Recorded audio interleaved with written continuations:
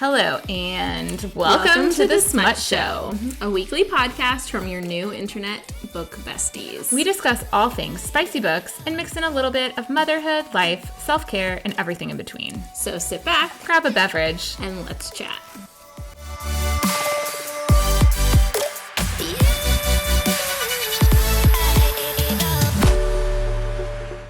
Hello, and welcome to the Smut Show. I'm Neely. And I'm Rachel.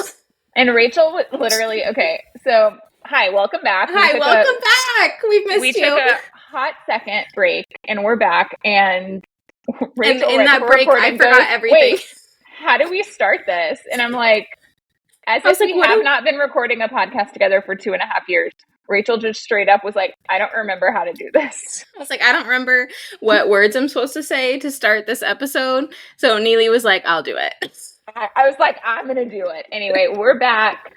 It is, as of this airing, it is August. But as of recording, it is July 23rd. 23rd, yep. I mean, okay. I saw a meme the other day that it was like, it went from July 4th to July 20th in 2 seconds. And I was like, seriously? It did. I mean, really did. July has just whipped around. Yeah. Thank God. Fast. I hate July. Oh, same. July. I'm not a July fan. I love July 4th. We'll get to that. Yeah. Liam said this was the worst July 4th he's ever had, which we'll get to that. Yeah. I do love July 4th. And then like at that point on July 5th, I'm like, and I'm done with summer now. And we're done. And I'm ready to see the Halloween decorations. I'm ready. I think it's really interesting too. I was talking to a friend who lives in Canada, and they get out so much later from school than us, and like start back so much later. So I wonder, London, like, oh yeah, just got out. I feel like most people who live further north than us get out. New York gets out late. Like mid-June. Yeah, I'm like, oh, my kids have been out of school for 2 months. Yeah, seriously. So I think that for us, we like some people 4th of July is like the start of summer. I feel like it signals like that. And for me, I'm like, all right, we're done. We've been out of school for so long now, and it's time to go back. I don't think I would mind if school went until like mid-June and we went back after Labor Day. I actually think I would almost prefer it, only because when school starts back up, it is so fucking hot. And it's like the kids can't even go outside. But I feel like that's almost better though, because they're going to be at home not being able to go outside? Because that's what it is right now. Is they're at home and mine will go outside. Mine don't. They will? Yeah, oh, that's so nice. Mine will go outside. Charlotte will jump on the trampoline in a dress in 20-degree weather. She doesn't care. Well, the cold, they don't care. The hot, I literally had to force them out of the house 2 days ago. I was like, y'all just go. And they lasted maybe 10 minutes of scootering. And they were like, no, we're done. I was like, you know what? I don't blame you. I don't want to be outside either. So, I mean, that's true. I feel bad because it's like, I won't go out there. No, I'm like, y'all go. But I'm like, you're a child, and I feel like I'm supposed to tell you to go outside. Yeah. Like, I feel like it's like required. Yeah. I'm like, y'all need to go out and just like, especially, I can always tell when they start like, just annoying each other on purpose. Or annoying me. I'm like, go outside. You need to go outside. Touch grass. to go touch some grass. So we have a lot to catch up. I mean, so many things have happened. I think I texted Rachel like a week into our break, and I'm like, so much has already happened. Like, so much has happened. And so Neely started making a list, which I really appreciate. I had to make a list of bullet pointed items to talk about. So yeah. I guess first we can just do like a little life catch up, which I kind of feel like we'll be doing throughout. Or I don't know, maybe it just makes more sense to do it throughout, because I feel like in my list. Throughout, but I think we should do our 1s and 5s. All right. I will start then. So I have 3 1-star moments that stick out to me. So the biggest for sure, because we live in Texas, is definitely just the flooding that happened over July 4th. Dallas lost several people, people in Dallas, in the Dallas area passed away to that. A little girl from our neighborhood passed away. It's just been very sad. And, it's just, the whole thing is sad, even just beyond the camp. Just everything that happened is so sad. I remember kind of hearing about it early in the day on July 4th, but it was July 4th and we're running around and I wasn't super paying attention. And then I think that night, Andrew and I turned on the news and we were like, oh, this is really, really bad. But yeah, this is a happy podcast, so I don't want to. Yeah, but I think it's important. Like we are both, like you said, we both are, not only do we live in Texas, right? And know personally families that have been affected by this. But also I think one of the hardest parts for both of us is that like the flooding in general and like the families that were lost, devastating. One thing that was really hard for me to wrap my mind around, and I think the same for you, Neely, too, is that all these pictures of the little girls that I'm getting chills talking about it right now. All these pictures of the little girls coming out, like I looked at that picture and I saw Lainey. You know, like I saw my 8-year-old and just how absolutely like still makes me want to vomit just thinking about it. And it's really hard. So we just want to acknowledge that, like, if you've been impacted by that in any way, that we understand and we love you. And it's been, that was really rough. The whole thing is just so sad. Yeah. My heart just breaks for everybody. My second 1-star is on July 4th. Liam got like a very random rash, literally from head to toe, and he had to go to urgent care. Oh, you told me about this. Yes. We'll get to it, but Rachel and I have seen each other during this break, which, fun fact, since actually starting to record this podcast, other than the first like 6 times where we recorded together. Yeah. I don't know why we thought we were going to be able to do that.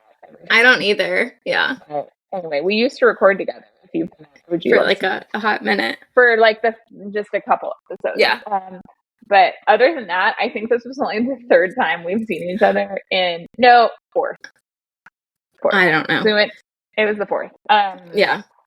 But anyway, so that was not fun. He's fine now. And then my last one, and we're going to get to this event with friend of the pod, Alexa Martin, but Rachel and I moderated like a discussion with her for the launch of her new book last week. And it was going well. We were being laughed at. Great.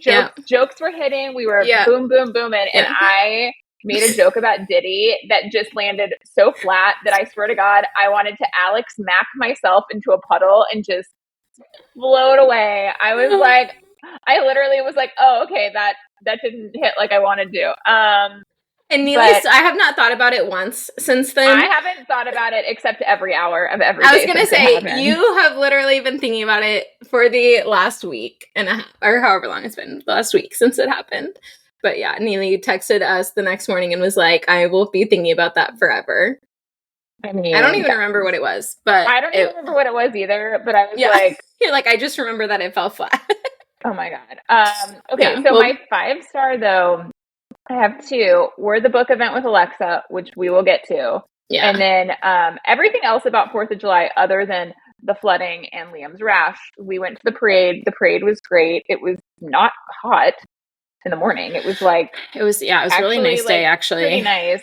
Yeah. And then we, for the very first time, my kids got to see fireworks. We'd never kept them up for fireworks, not at Disney, not for 4th of July. We stayed up. They did awesome. Andrew found a great spot to watch fireworks. They were so close to us, like you could physically feel them.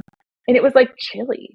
Like I was like, I could be wearing a sweatshirt right now. I could not. Wild for Dallas in the month of July. But truly. I mean, it was a great day. We had people over. And I usually really love 4th of July. Liam, because of the rash, said it was the worst 4th of July he'd ever had. Well. Which was a bit dramatic in my opinion, because we did go to a parade, have a party, and watch fireworks. Right. So I felt like perhaps those things should have outweighed the rash, but no, he still is going to die on the hill that it was the worst 4th of July he's ever had. And that tracks. But he's 8, and I was like, buddy, you've got a lot of 4th of July left to live. You've got so many 4th of Julys left to live. You're like, so honestly, I do hope that this is your worst 4th of July. I know. And like, whenever my kids are like, this is the worst day ever, I'm like, I wish I had your life. Well, to me, I'm like, you know what? For you, it probably is. Probably is the worst day ever. You haven't had as many days.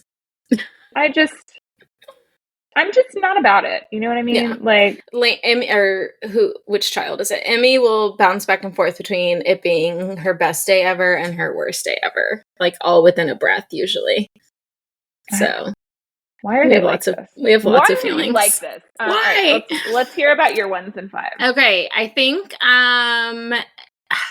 definitely everything with the flooding was a 1. I can't really think of anything else that's happened in the last month. I think it's just been, for me right now, I'm really busy, and that's good, but it's been a very busy couple of weeks. I'm glad we took a break because there's just been so much going on with work and everything too. I think what is hard when the kids are home, it's like my kids' schedules have been different camps for the most part, like every week. We've been doing that the last couple of weeks. I hate it, and I'm never doing it again. Next summer, they're going to the same camp for 9 weeks, and I don't care if they like it or not.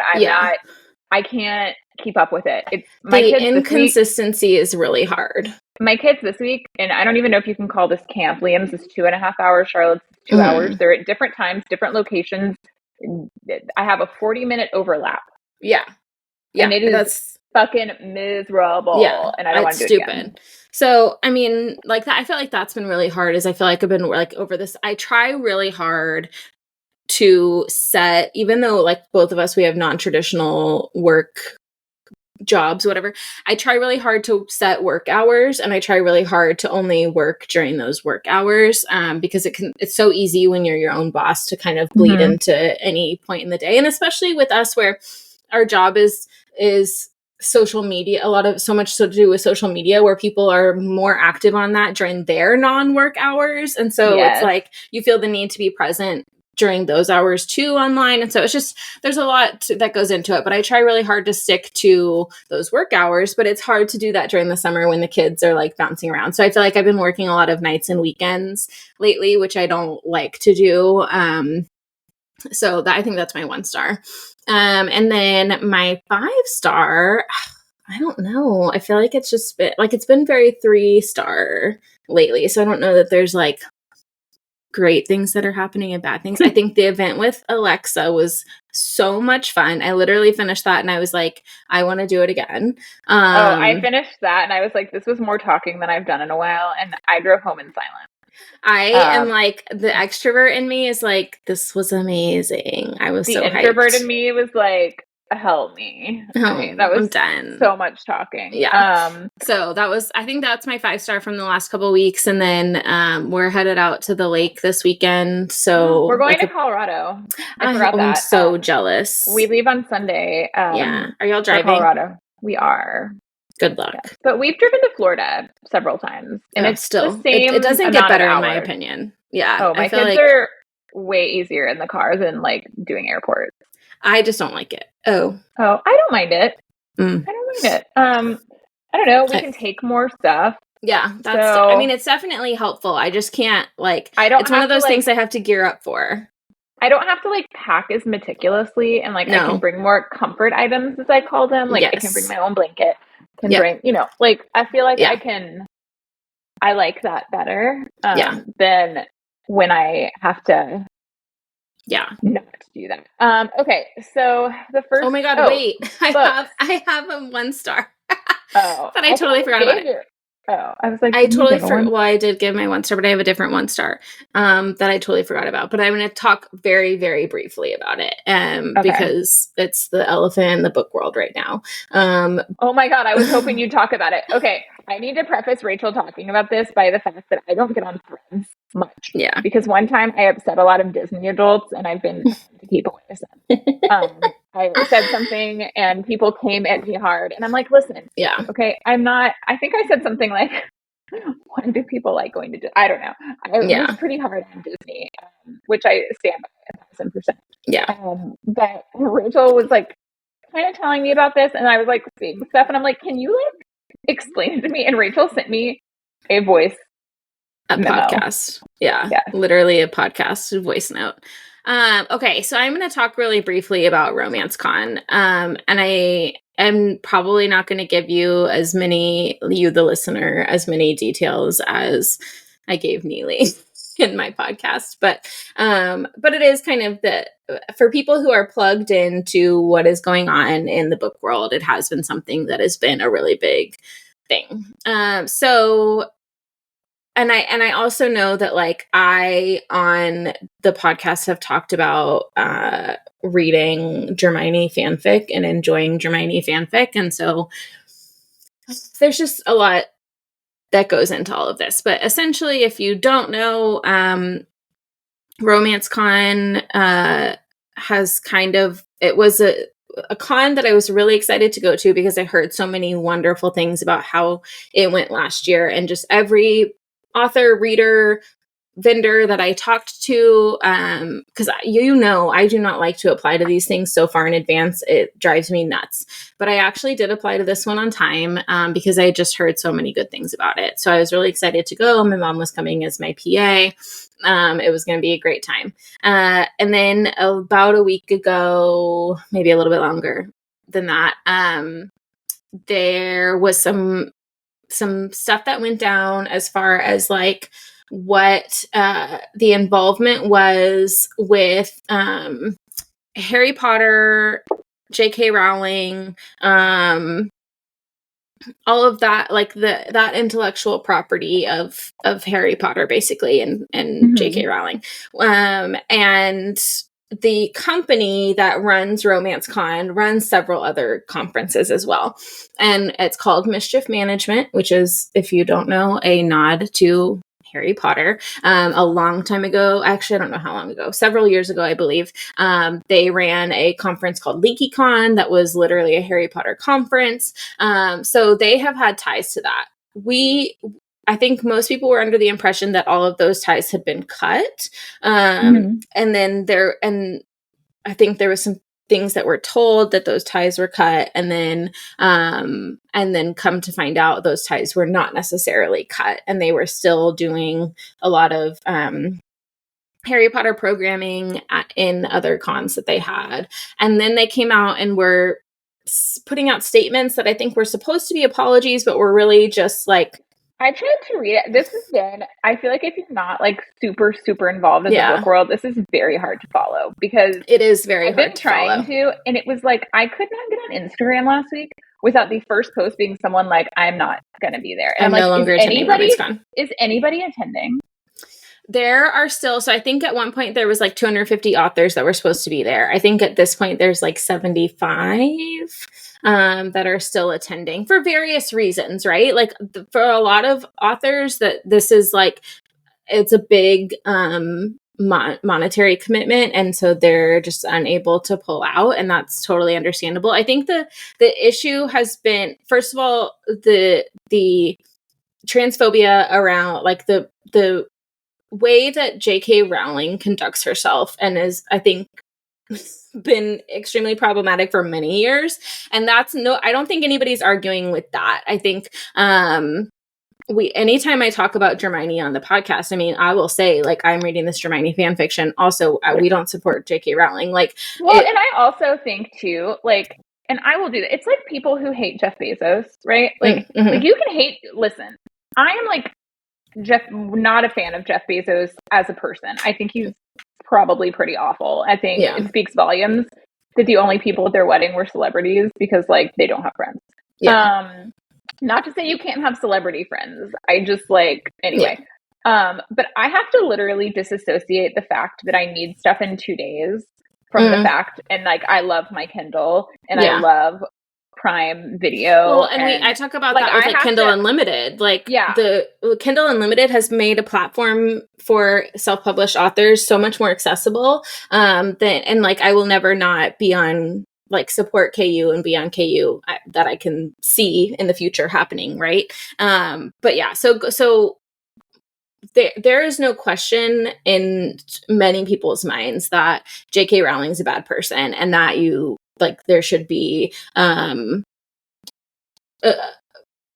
she should not be supported. And so I think that was ultimately like the fact that they had said that they were distancing themselves from Harry Potter and that intellectual property. And then that was not actually happening. And there was just a lot of like backtracking and not really taking the trans community and their voices seriously. But then it's hard because there's like within any community, there are many different opinions and viewpoints. And so it is hard to follow. Like if you're coming in, you're like, what is happening?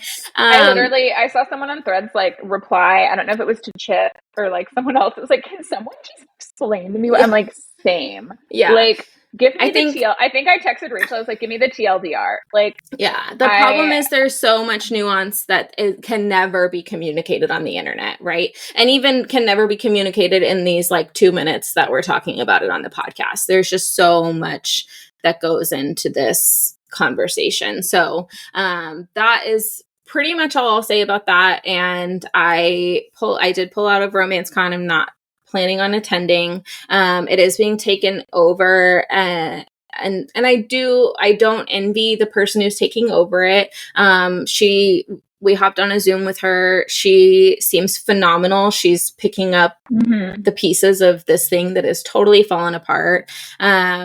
And yeah, I think the fact of the matter is I love and support my LGBTQ friends and colleagues and people that I don't know. And it puts people in such a hard position, right? It's like, you don't want to, like, you're kind of damned if you do, damned if you don't. I feel like people, like fans for the most part, have seemed pretty supportive. I think people are understanding of the people that have chosen to pull out and the people who have chosen to stay in. I think for the most part, what I've seen has been like, we understand that this is not an author issue. Like there is a lot that goes into these decisions on whether you pull out of a con or you stay in a situation like this. So it's just really, I am really sad for a lot of different reasons, and just don't like the way it's gone down. And so, yeah, that's how it's. So it's like a week of me like bawling about it, and then trying to figure out what the hell I was going to do and what the right decision was and all that. So it's a lot. It's a lot. And then I got my edits back like right in the middle of that. And I was like, I got to edit. I got to edit this book. There's too many things going on. Also, I just want to say that I have my little tablet screen up with the news on because that guy, Brian Koberger, who murdered the people in Idaho, is being sentenced right now. Yes. And I'm like, okay, keep us updated on that. Okay, tell me a recent read you've loved, Neely. Oh my God, guys. I read One Golden Summer. I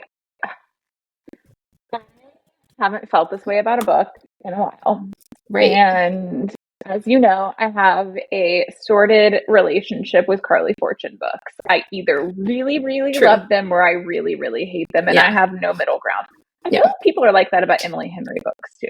I'm not like that about Emily Henry books. I think all the ones I've read have been good. Yeah. None of them have made me like pass out from like just the giggles.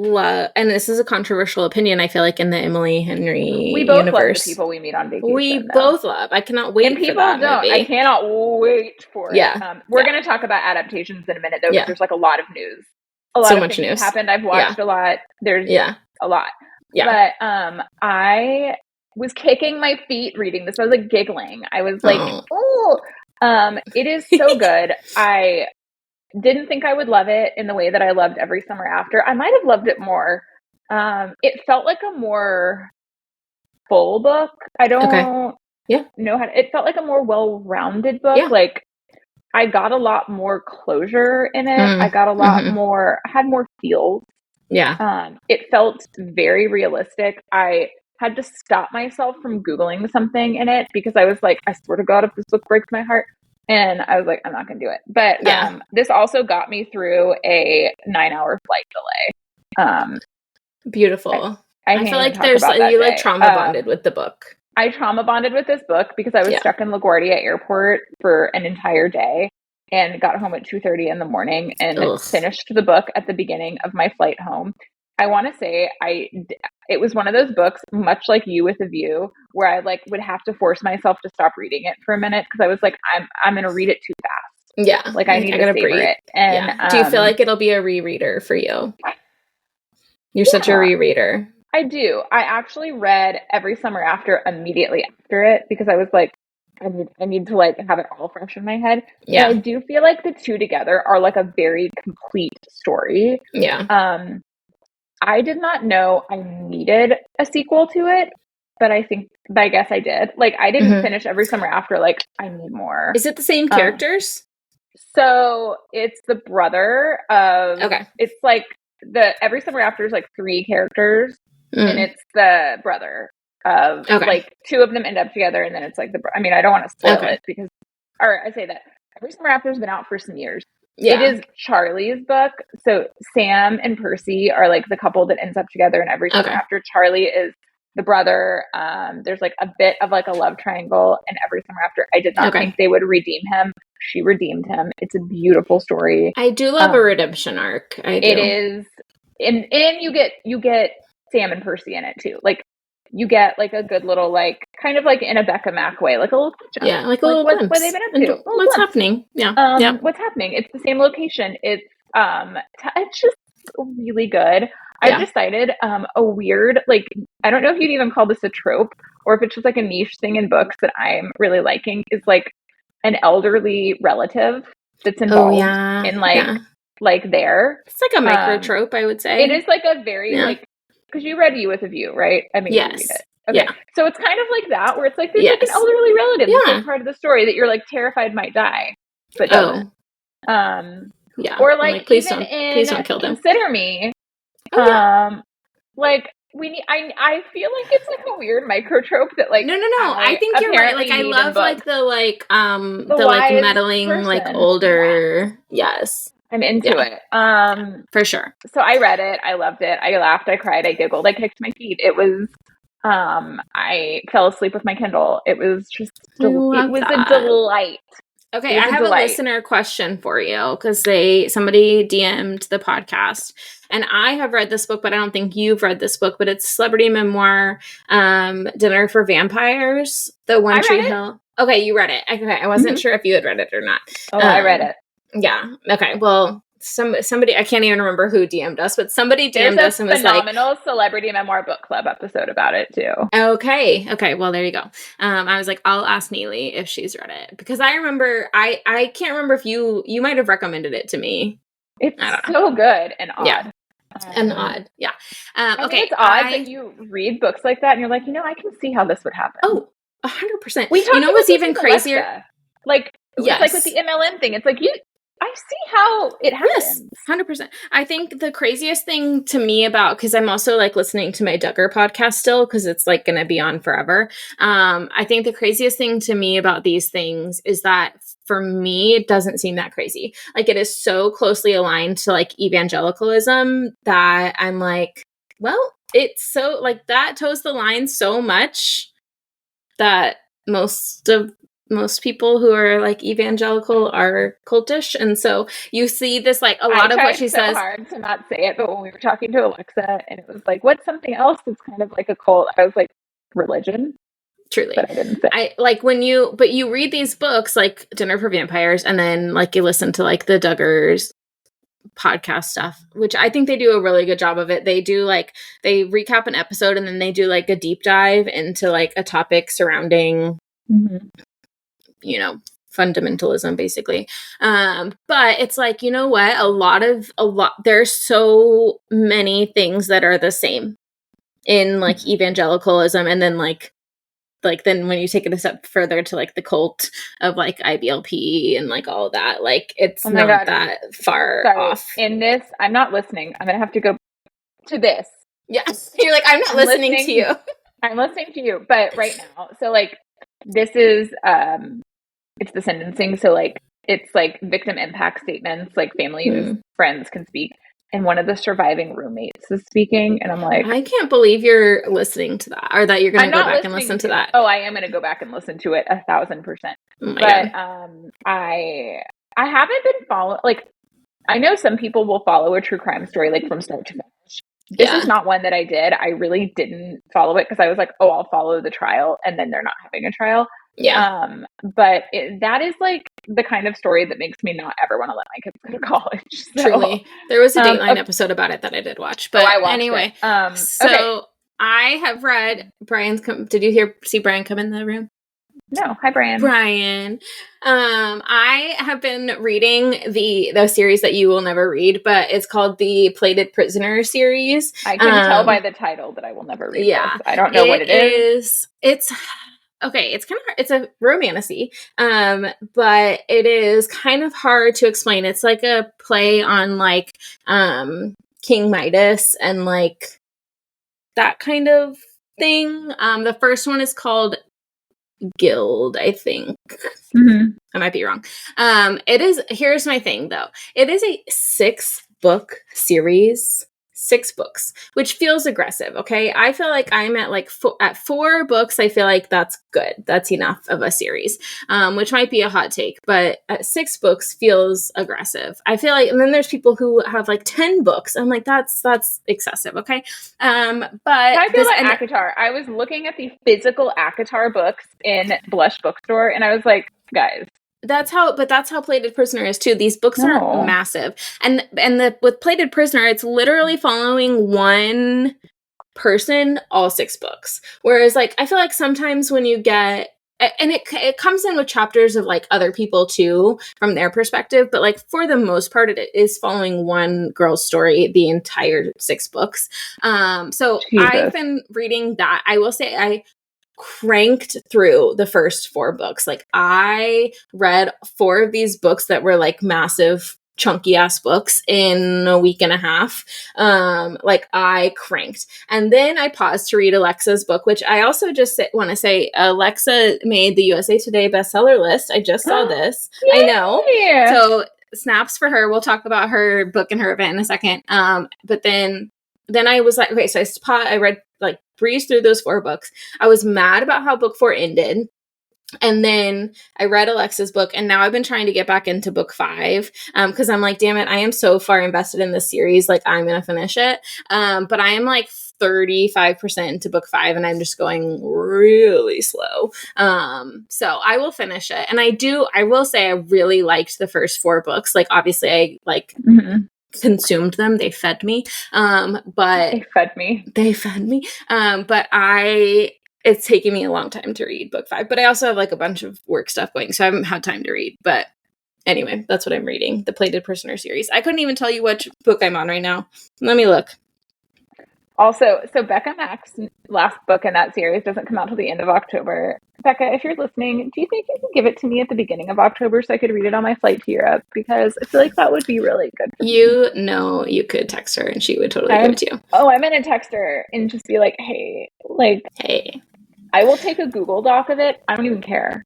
I fear that book I'm going to have to wait until I am in a good place mentally, which might never happen. I was like, honestly, if we're waiting till we're in a good place mentally to read, next topic up for discussion. If you are listening to this and I'm crossing all my fingers and toes that this is done and you can see it, we have new branding.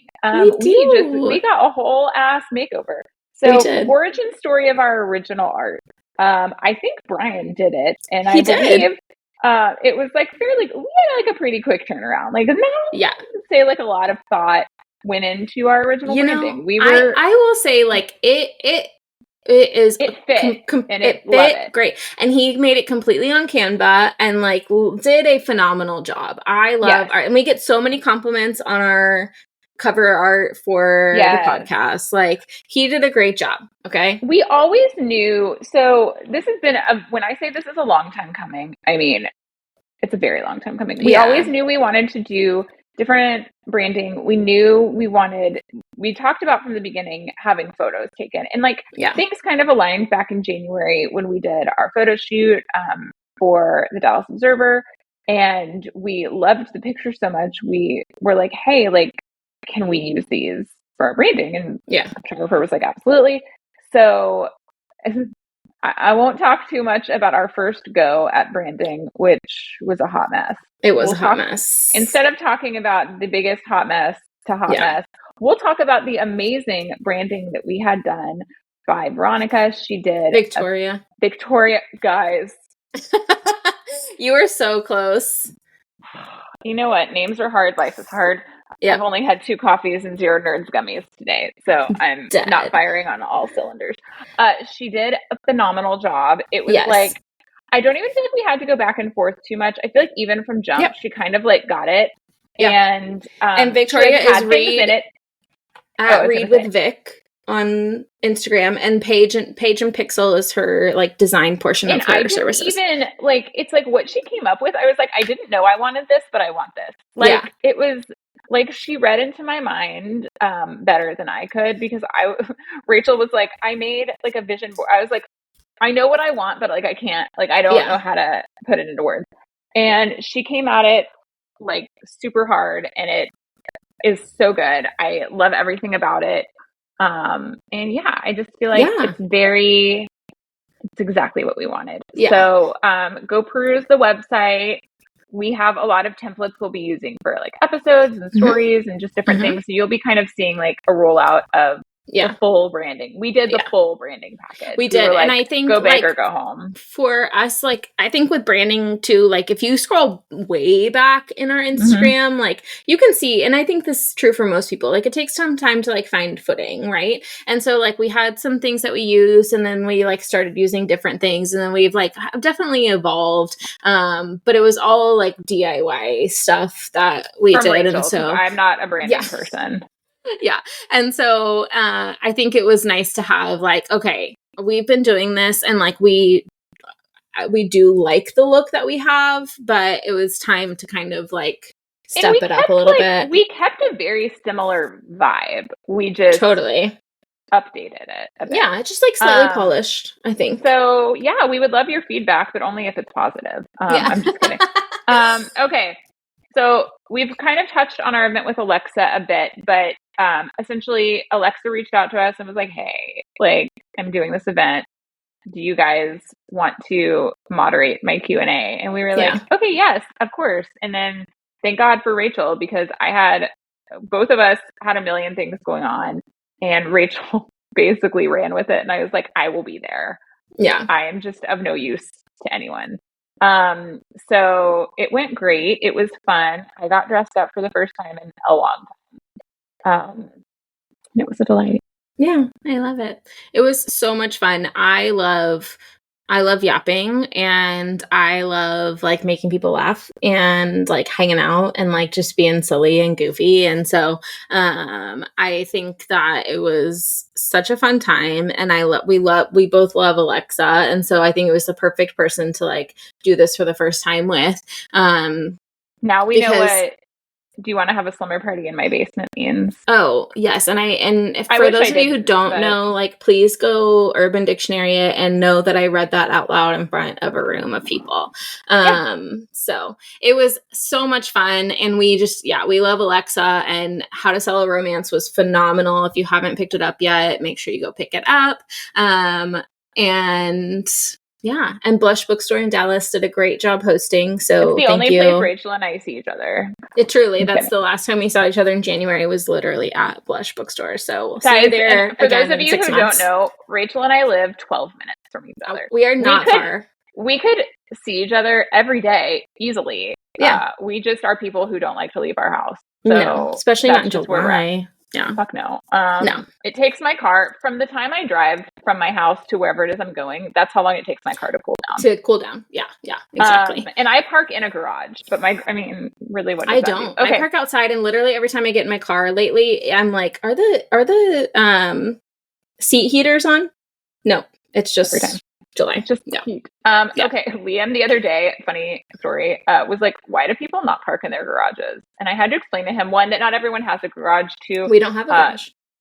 I was trying to explain that people sometimes turn their garages into parts of their house. And he was like, so like, what happens when you open the garage door? I'm like, no. Like, there's no more garage door. And like, I did not do a good job of explaining this to him, and I still think he doesn't understand. So that might be a thing where I'm like, Andrew, I feel like he is getting to a point where I'm like, I don't think I do a good job explaining things anymore. Lainey was asking me stuff about like molecules the other day, and I was like, I cannot answer that question for you. Yeah. I mean, I will tell you the other thing is recently we accidentally got into a discussion about puberty, and now Liam knows about periods, and he was horrified. And I was like, listen, same. I'm also horrified. Also, but, yeah. You know, no, my girls will be like, "Are you bleeding?" I'm like, "Can we not yell that across the I have an IUD, store, please?" Period. It's fabulous. That's so nice. So I need to ask Rachel a very important question, but I don't know the answer. So Rachel, okay, wait. Episodes. What? Are you okay? Here's my thought on this. Because we need to talk about the summer I turned pretty, right? That's what we're about to talk about. I know, but here's my thought. Maybe we should move that to the end so that if people haven't watched yet and want to skip, but we're only talking about the first 3 episodes, and this is airing in 2 weeks. Okay. If you haven't listen. If you haven't watched, skip ahead, this is your own fault. Skip ahead a little bit. 5-6 minutes. We're talking about 3 episodes. The first 3 episodes of the summer I turned pretty. Okay, are you team Conrad or team Jeremiah? To be fair, before the season started, she was fully team Jeremiah. Listen, I knew that I was probably going to end up team Conrad, right? Okay, but with all of the information that I had from seasons 1 and 2, I was team Jeremiah. I just rewatched the first 2 seasons. And I posted this on my Instagram stories. I was like, listen, I'm fully team Conrad, but season 2 Jeremiah. Season 2 Jeremiah, like, and I know, like, I know there's people yelling at their phone right now or radio or whatever they're listening on, saying, like, Conrad was dealing with his mom dying. I know that. Listen, but okay, so I need to skip into this because I'm going to tell you something from the first episode that bothered me so hard to my core with Conrad that, first of all, right now, I'm kind of team none of these people because, like, I'm team Steven. I'm going to tell you I'm team Steven and Taylor. I'll get to that. Okay, I was like, I'm not team just Steven because right now I'm annoyed with him, but... No, but I love them together. But anyways. Yeah. I think it's wonderful that Conrad is going to therapy. I think it's great. Here's the problem. If you're going to therapy and you're not telling your therapist everything, you're not doing yourself any favors. Yeah. It is blatantly clear he has not talked about Belly to his therapist. Yeah. Not at all. Because when he was talking about, like, the way everything would go right, like, this person and this person, he didn't mention her. Yeah. And that therapist wasn't like, well, what about seeing that? Like, she didn't know. She didn't know this exists. And that is... I have a friend who did this where she was, like, going to therapy, but, like, she was leaving a big chunk of information out from her therapist. And I'm like... And they're like, oh, yeah, therapy's great. Literally... And then, like, I tell my therapist more than I tell anyone, okay? Yeah. More than... Nobody in the world knows more about me than my therapist, okay? Yeah. She knows the good, she knows the bad, she knows the ugly, she knows every thought that goes through I keep notes in my phone from week to week so I can, like, do what I'm doing with you. Otherwise, I'd forget to talk to her about stuff. Truly. I don't shut up when I'm in therapy. I am boo. Yeah. I have so much to say to her. But Conrad, also the look on his face at the end of episode 3, I was like, how did y'all do that without pulling him aside and being like, listen? I don't even remember what it looked like. I'm going to have to go back and watch. He's standing in that parking lot. Yeah. Just like a deer in headlights. Like, the fuck just happened? Yeah. Also, their dad is so mean to Jeremiah. Like, I am not... He is awful. He's an asshole. Yeah, like, we don't like him. The blatant favoritism he has with Conrad, like... Yeah. I get it, okay? Conrad's the golden boy. There's always one. But, like, oh my God. Jeremiah's taking an extra semester of college. He didn't murder anyone. No. Oh my dear God. He's fine. The statistic on people who finish... Like, most people don't finish college in 4 years. Calm down. No. Yeah. I think... Okay. So, I don't think I'm team anyone. Here's the deal. I specifically hate cheating. And I know everybody hates cheating, right? Mm-hmm. I don't like that Steven and Taylor are cheating. Was it cheating? Yes. No, they were broken up. This is Ross and Rachel. They were on a break, okay? Like, here, it's shady. It's not good, okay? It's not good. But it was not cheating as they were broken up. Is it a gray area a la Ross and Rachel? I am on team Ross in that they were on a break, okay? They were on a break. And do you know why? I just rewatched this episode recently. Rachel comes the next morning and she says, "Can I be your girlfriend again?"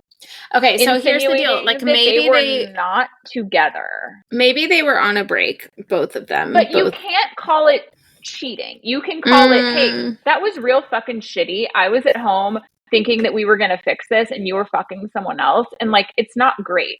But is it cheating in the way where like you are fully together and you are having sex with someone else? No. Yeah. Well, like that's how Taylor and Steven are. So they're cheating, and I don't like that. Taylor and Steven are cheating, okay? Yeah. And for some reason, I'm far more supportive of it because I like them together, and I don't know what that says about me. Well, I think because have we ever even seen Steven's girlfriend?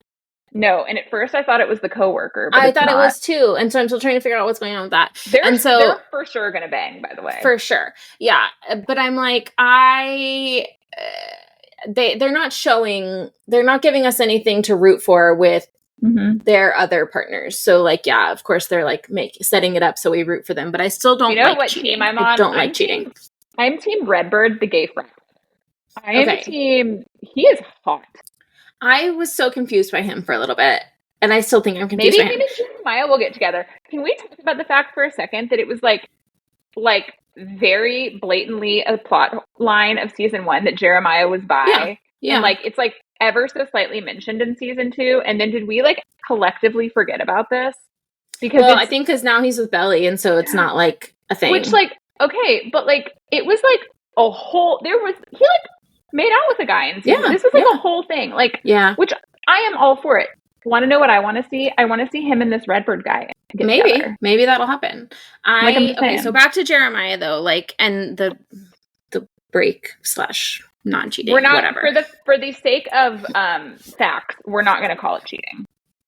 Okay, not cheating. Okay, but I think like for me. And same thing with the Ross and Rachel situation. If you can get broken up with and then you can turn around and sleep with somebody else, I just feel like that says that you're a bad person. I don't know. I mean, I'm going to out myself on this, that I went through a really bad breakup and definitely went and had sex with somebody like the day after I broke up with someone. But I don't feel like that. We did not get back together, and he was awful and cheating on me for half the relationship. So like, see, and then like I feel like circumstances are different, right? And so then like if you're Jeremiah, who you're like, this is who I'm gonna be with forever, and same with Ross, like he's like, this is who I want to be with forever. And it's like if you are in that mindset, and then you can so quickly turn around and go sleep with somebody else, like I don't know. I do feel like Rachel was a bit excessive with the 18-page letter, because I'm like, okay, but like. He didn't actually like fully cheat on you, and like it's a gray area, but like I think Rachel took it a bit too far. Then I was shook by, because I haven't read the book, so I have no idea what's happening, right? Also not read the book. So I was then shook that then they get engaged. That was like a very hard left. Like such a hard life. Like I am on Team Belly's mom in the move in together, foster a cat. I cackled when she said foster a cat. Yeah. And here's my deal. Here's my thing with her though, and like I'm kind of like, she's a little bit of a villain. I don't like her. We need to get to the parents in a second. We'll get there. But I'm not a big fan of her, honestly. And so I felt like the reaction, and maybe this is my own, like, I got married so young and was engaged at 20. Like, I get that. But, like, I feel like her reaction without knowing that Jeremiah, like, that they had just broken up, right? All of their reactions were, like, a little much. Even Taylor's, like, they were all just like, I feel like I would have been like, or what would have been better is like, hey, like, are you guys sure about this? Like, what if you got married like next August? Like, what if you had a longer engagement? Why do you need to do it so soon? Like, which like also, you're planning a wedding in 3 months. That sounds awful. Yeah, it's just weird, and like the timing of it's weird. Like, and then they're gonna get married. They're gonna get married, and then she's gonna turn around and go to Paris. Like, it's all a little wonky to me. It's like, a little wonky. So I get that. Like, I get having questions, but the fact that she was like so like so upset about it, I was like, dude, like, you support your children. Whatever I don't know. Plotline happened that we just like. I'm gonna tell you what was real unnecessary. That whole thing about her paying and then everybody ordering expensive stuff and Belly ordering soup. Let me tell you how unnecessary that 3 minutes was. You know what else like really pissed me off is I hate, this is so nitpicky. I hate cutting yourself while shaving. And that was that like... didn't need to be a whole... So I was like, is something going to come back to reaction. I had a physical... I still have a physical... I'm still feeling it, okay? And then I'm like, are we going to come back to that? And then we never came back to it. I was like, we did not need to show that. We just didn't. There were like... I hate when I see something like that. I'm like, okay, but like... I saw... Like, as soon as I saw her shaving her legs, I was like, I gotta look away. Oh, wait. I have a question for you. Do you do your makeup and then blow dry your hair, or do you blow dry your hair? What? Doing their makeup and then getting hot. No, you do your makeup last. Yeah. You dry your hair. You dry your hair. You put a headband on to keep it out. You clip it back. Yes. And you do your makeup after you've cooled down. I get so hot when I'm blow drying my hair. Yes. There's not a snowball's chance in hell I'm going to put makeup on with a towel on my... Yeah. Everything about that scene. But I will tell you, that is probably the most beautiful she's looked the entire show. I was like, man. I also don't like... Giving. We'll talk about yes, it was. We'll talk about the parents now, because I also don't like the way the mom's treating the dad. I don't like the way the mom's treating the dad. The dad... Why did they get divorced again? Was that a cheating situation too? I don't know if they said. No, okay. Susanna's husband cheated and they stayed together. He cheated. Yeah. Asshole dad. No, I think they just like life. You know what I mean? Like, I feel like it was just like a life thing. Somebody can correct us if we're wrong. This was a season 1 plotline. Yeah. And it was like a very glossed over plotline. I will say a couple things. One, I love him. I just do. I was like, she's just being so shitty to him. She's so mean to him. He's the cutest thing listening to that song. And then the line, first of all, the way I would have folded when he's like, you know a song, I would have been like, I would have passed out. Our faces right now, y'all can't see them, but that look where she's like, okay, what song? And he's like, you know the song. And just walks away. And I'm like, yeah, sir. And he's kind of a zaddy. Like, I'm not gonna lie. Like, he's the facial hair. I'm into it. What the fuck has Conrad and Jeremiah's dad been in? What movie I can tell you or show from our childhood was he in? Because I keep meaning to look it up and I don't. And then I'm like, you were in something that I love. Wait. Is he from That Thing You Do? Is he the guy from That Thing You Do? Yes. Wow. Yes, he is. Okay. It's Tom Everett Scott from That Thing You Do. Okay. Yes. Wow. Just came to me. Wow. That was impressive. He's Take Us There sketch. Yeah. Or Gitch or whatever. Gooch, whatever. He is You Deserve to Be Kissed. Yes. Hold on. I need to go watch That Thing You Do to collect myself. Great movie. Underrated movie from childhood. Wow, I'm impressed that you just pulled that out.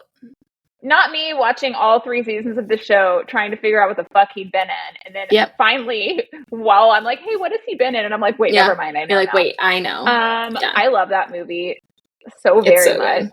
Yeah. That when she says, like, that whole monologue she gives, her like, I hate you for making me kiss you with my eyes closed so tight. Like, yeah, it's good. Oh, I love that movie. I don't think people understand the amount of hours I spent listening to that soundtrack. I feel like, okay, do you have any other thoughts on The Summer I Turned Pretty? Because I feel like this is a good segue. Done. Oh, okay. I'm like, yes, I'm not done. Just really quick on Stephen and Taylor. Like, I haven't read the books, and I don't know how much they're changing. I can tell you if Belly chooses herself, I'm choosing myself. Yeah. And I will never watch the show again. If this show ends with her with neither of them, at this point, if it doesn't end with her with Conrad, like, I feel like everybody's just is this gonna be like a Lost level ending where people will lose their minds? This is like How I Met Your Mother, where the mother you introduce the mother and she dies. Okay. Not a spoiler, that ended 11 years ago. Yeah. Like, no, we're not doing Belly choosing herself, because we know she's not gonna end up with Jeremiah. I feel like we're seeing cracks already. But Stephen and Taylor need to end up together or I will be unwell. Also, okay, I gotta go back. At the end of episode 3, where the mom's like, get in the car, you're coming with us, you're not staying. And I was like, she's an adult. She's an adult. And like, also then Jeremiah was like, just go. I was like, what? This is weird. I don't like it. Bugged me a lot. But that is neither here nor there. All right. Before we segue into the next thing, I need to talk about something for 5 seconds. Okay, I'm ready. I made Andrew watch Drive Me Crazy this past weekend with Melissa Joan Hart and Adrienne Grenier. And I was trying to figure out. I knew I recognized that movie, okay, but I could not remember the name of it. Drive Me Crazy. Andrew was like, "This movie is insane." I was like, "Yeah, I understand that," but it has my favorite book trope, and I'm now like, I get why I like it. It is childhood friends to enemies to friends to lovers, and I'm like, oh. Okay. Oh, that's where I'm consistent. Yeah. Them living next door. And I'm like, that movie still holds up. It has probably one of my top 5 favorite movie moments ever where they're dancing at the end and he goes, "Who are we making jealous?" Or she goes, "Who are we making jealous?" And he goes, "Everyone, Nicole, everyone." And I'm like, yeah, 25 years later, that does the same thing to me that it did when I saw it. And Adrienne Grenier was so hot in that movie. And the teen cast in that movie is so insane. Yeah. That I feel like everybody needs to like do a rewatch of that and That Thing You Do. All right. What's your segue? Well, now we need to talk about movie adaptations. Okay. I don't have it on here, but I watched We Were Liars. Okay. You can't have watch. You read that? I'm not going to watch it. No, I didn't read it, but I kind of knew a lot about it. I might read it now. But since I didn't read it, I can't tell you if it was a good adaptation. I did like the show. I made Andrew watch it with me. Andrew hated it. It was like, this is too teeny bopper. He didn't use that phrasing. He just didn't like it. That's how like, Brian feels about Summer I Turned Pretty. He's like, I don't want to watch these. They all just like staring into space. This is the saddest show, by the way. Like, it does not end happy. Like, I need people to understand there's 0% of a happy ending in this. Like, it is just sadness all around. Yeah. Okay. Do you know what happens at the end? No. You're not going to watch it. And listen, I'm not spoiling it for anyone. It's been out for a month or whatever now. And I knew the ending just from TikTok. Anyway, it's about like 3 cousins and like a friend. And they grow up together, going to this island every summer, a la Summer I Turned Pretty. And it flashes back and forth between 2 different summers. And she wakes up on a beach and she like has no memory of what happened. She doesn't know what's going on. And she's trying the next summer to put the pieces back together. And they're all like with her, helping her. They're all dead. I was like, did somebody drown? She's not dead. The other 3 died in a house fire that they set drunk. On purpose. The whole thing, the dogs died in the house. Like, it is, let me tell you, I looked at Andrew during this and he's like, "Did you know this was going to happen?" I was like, "Yes, but no." Like, I knew, but I didn't like know the details. I can't. Anyway, all I'm going to say about it is, I enjoyed the show, but it is so fucking sad. I would not rewatch the show. Like, it's not one where I'm like, oh, this is going to be my comfort watch. It's not comforting. No. All right. Adaptation news. So much. Oh my God. So much. I'm so freaking excited. We've got, first of all, a book that I've talked about on this podcast before as being one of the most underrated books, but best books I've ever read is You Deserve Each Other. The casting for that. First of all, I love Megan Fahey so much. Love her. Same. Yes. Love her. Penn Badgley, I love outside of Gossip Girl. Hate him on Gossip Girl. They are also doing the funniest shit on social media right now, where they're just like talking bad about each other, and because that's the whole plot of the book. I think people who haven't read the book, like, because I'm sitting there, like, what kind of feud do Megan Fahey and I'm like. You're like, yeah, idiots. Okay. I'm so like, that's the whole point. So the plot of the book is that they are engaged to each other, but whoever breaks it off has to pay for whatever they like deposits they put down or something. It's been so many years that I've read this, but like basically what they're trying to do is trying to like one up each other to like get it's a How to Lose a Guy in 10 Days situation, right? Where they're just being crazy so that the other person will be the one who breaks up. I appreciate how much they're leaning into it. They are leaning into it, and it is so good, and I cannot wait because I love, and I'm pretty sure it's the same person as, one of these adaptations is the same person who directed Set It Up, and I sent that to you. It's either this one or it's Love Hypothesis. Okay. Because, I need to preface Love Hypothesis by saying, if you've heard me speak about Love Hypothesis, you know I don't like the book. I am excited about this adaptation. I do really like Lily Reinhart. I think she's adorable. She is never who I would have picked for this role, but now that I'm seeing some of her promo for it, I'm like, I can see it. Yes. I'm thrilled. Can't wait to see. Hope I like it more than I liked the book, which won't take a lot. I need to talk about Every Summer After. Okay, wait. Before we talk about Every Summer After, we have to talk about the fact that it's so funny that the male lead in...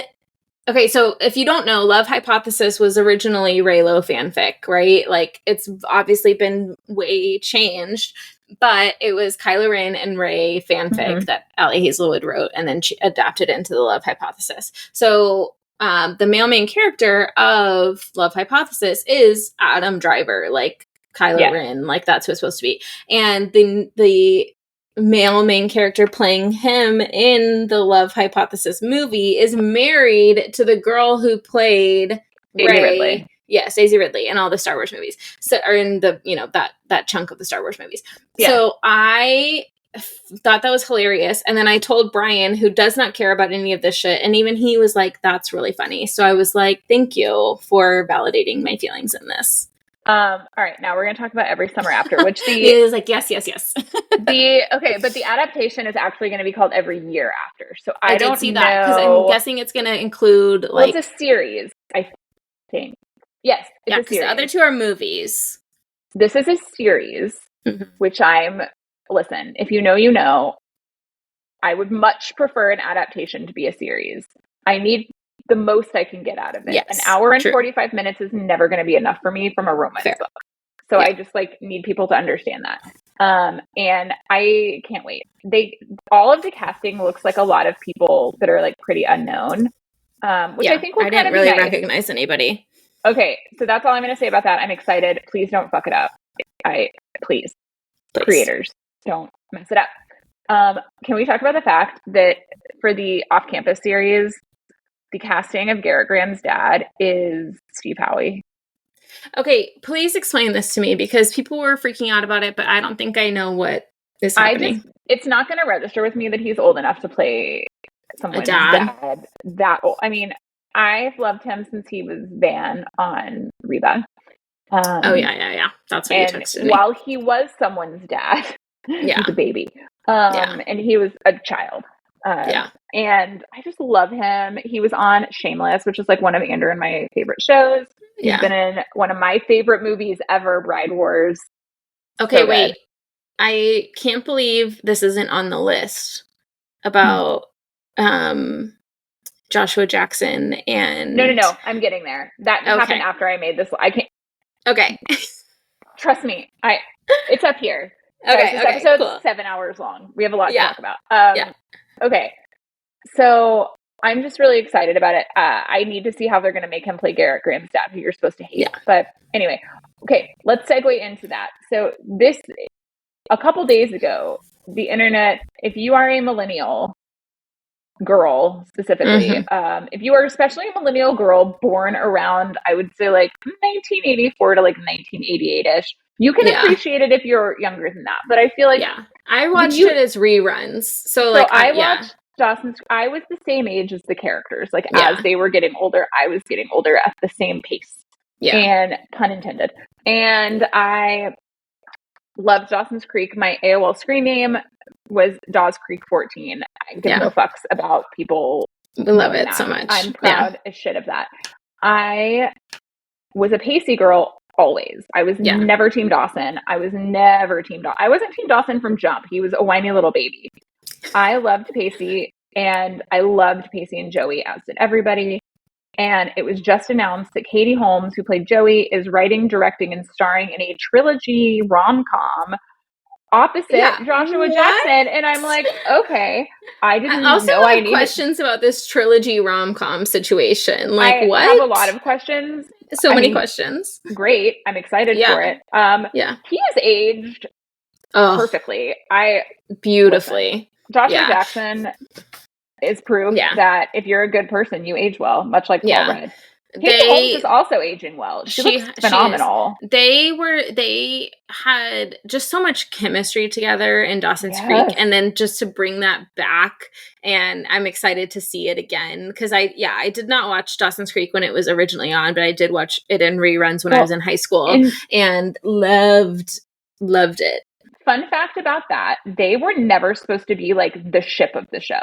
They were supposed to be, they weren't even supposed to be like much of a storyline. They were actually supposed to break up at the beginning of the season that they were like fully together in. But the fans were so obsessed with it and it was getting such good reviews that he just like didn't do that. And then apparently like Kevin Williamson, who created it, really tried to have the show end with her with Dawson, but couldn't write it. It was like, doesn't feel right. Oh, and if people would have been so mad. If you watch the series finale, like, I mean, it does come down to her once again needing to choose between Dawson and Pacey, and they're both still obsessed with her because she is perfect. I mean, I take issue with that. I think Joey is kind of terrible, but I am so happy about this news. All right, what is next on our list? Because I could talk about that for 9 years. Coldplay Gate. I don't know. All I have to say about that is it was funny. And it was funny. It was very fuck around and find out. Like, if you're gonna cheat, I was like, don't cheat that in the open.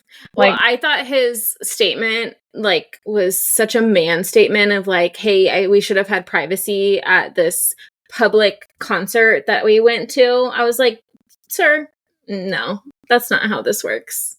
There was a hilarious, did I send it to you, where in oh my gosh, what's the show? I cannot think of the show right now, nor any of the names of it. Where it's like oh my god, I can't think of the name of the show, but the dad in the show is really funny, and he had a whole. Okay, this is going off the rails because I can't think of the name of the fucking show. I'll come back to it. But yes, Coldplay Gate. I also like.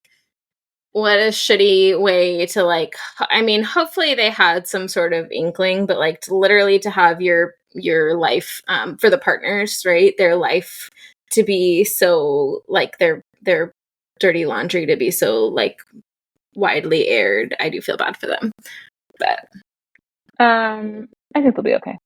I cannot think of the name of that show. Okay, I need to. Listen. School's about to go back. I don't have a lot to say about that other than get out of my house, children. I need to go on a little bit of a rant. And if you want to see my further rant, you can go to my TikTok. I posted a 3-minute video of me ranting about this.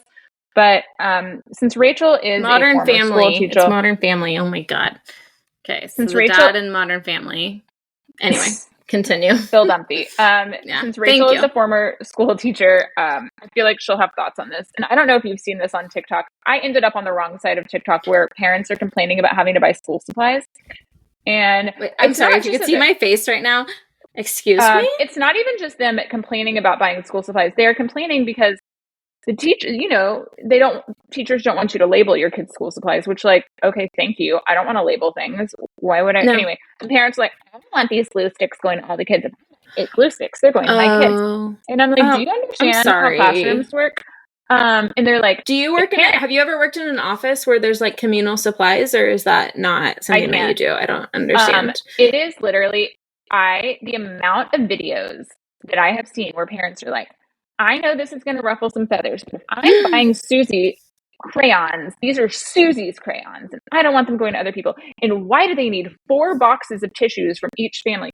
What kids are going through 4 boxes of have you had a child before? Because when my kids need tissues, they take it, they wipe their nose, sort of, and then they throw it in the trash. Yeah. And if one of my kids has a cold, 30 seconds later, they need another one. Yeah.